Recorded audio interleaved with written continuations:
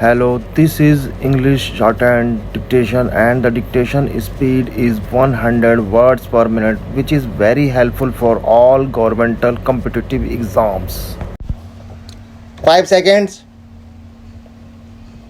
Ready? Start.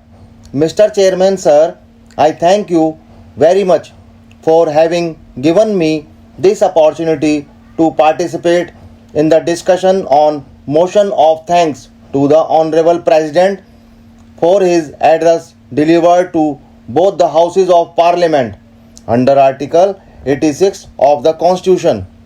The Honorable President has delivered a customary address prepared by the Union Cabinet.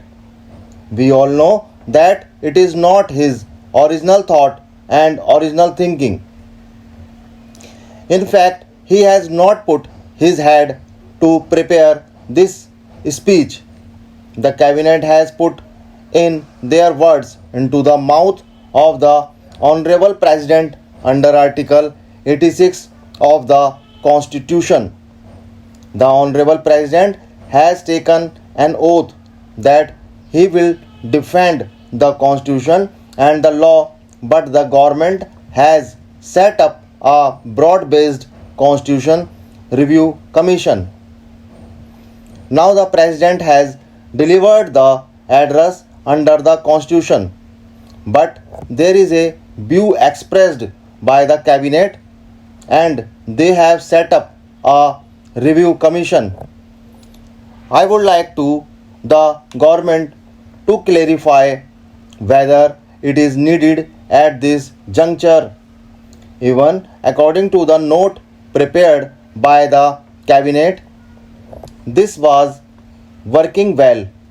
The Constitution has worked well for the last 50 years and it has been admitted by the Cabinet. The government has said that they will not alter the basic structure of the Constitution. In fact, they cannot do it, and if they try to do it, they would be out of power.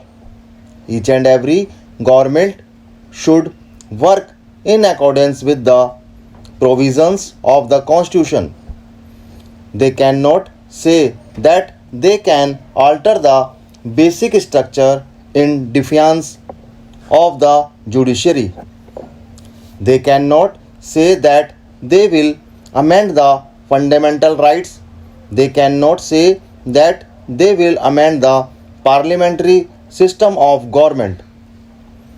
They cannot say that they will amend the striking balance between the fundamental rights and the directive principles. Why should there be a reference about the constitution of a review commission? It is to divert the people's attention from the failure of the government to some other issue. The present government has failed on all fronts, whether it is on the economic side or any other. They were not able to procure the means of livelihood for common and poor men. They are not able to provide employment and housing to the poor sections of the society. They are not able to compete with foreign countries in other fields. It is just to divert the attention that the constitution of the review commission has been referred by the honorable president in his speech. It would like to say that equality before law is the essence of democracy. It is the essence of the basic features of the constitution, but the Supreme Court has said that equality means equality among equals. So we have accorded complete equality to all sections of our Indian society. The essence of the Indian law and the American law is equality before law. but that has not been referred by the president. It is guaranteed, but they have said that for the last 50 years they have not been able to attain that. I would like to ask whether the parliamentary system of democracy working well or whether the members of parliament are participating in the governmental working. Is the government accountable to the parliament? No, nothing has been done as far as both the questions are concerned. Disgusted with that, I have come to the conclusion that the executive is not at all accountable to the parliament. The governmental business is different from the parliamentary transaction. Some month after transacting the governmental business outside parliament, they intimate the parliament as a matter of routine. It is a constitutional obligation on the part of the government to consult the parliament and to place everything before the parliament. Otherwise, why should there be elections? Why should there be members of parliament and why should there be a cabinet? For the last 6 months, they have not done this at all. So, I would appeal through you to the government that at least now they should back up and do their constitutional duty. This address, which has been prepared by the cabinet, has no relevance at all.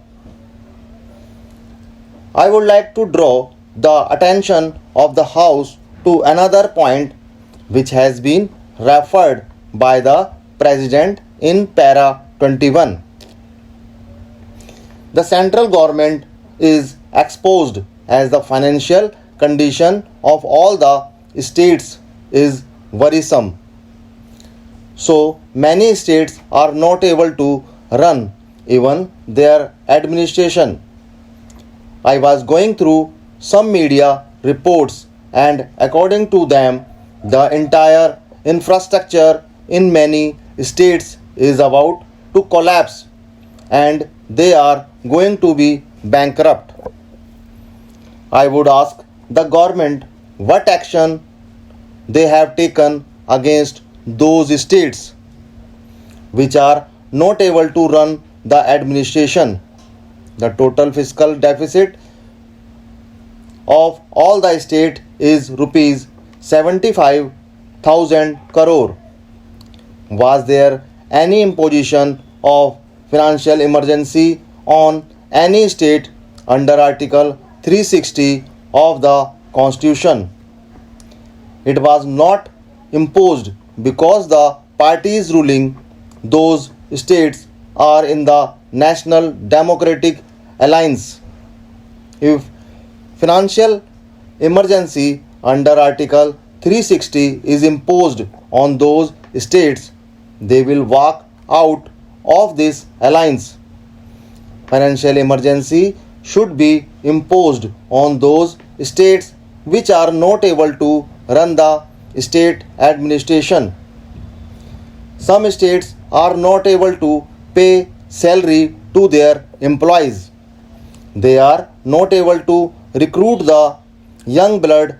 They are not able to pay the contractors for the work done by them, and they are not able to pay the matching grant even to the panchayats. Then why should there be a state government? I feel that there is no central government in all fields, and this not an individual assessment. Every section of society has come to understand that there is not government existing at the center. There should be an amendment to the Constitution. When there is a provision for amending the Constitution, why should there be rehabilitation of the retired judges to review this constitutional provision?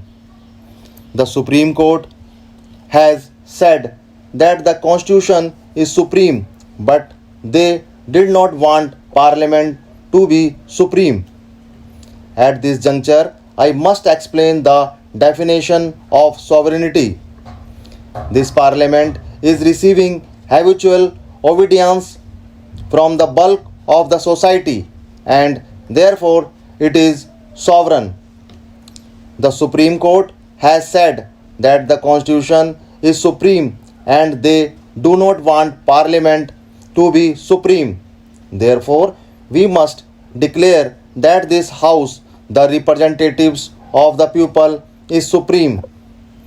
Since 100 crore people cannot be represented in the House, they have choose few people as their representatives.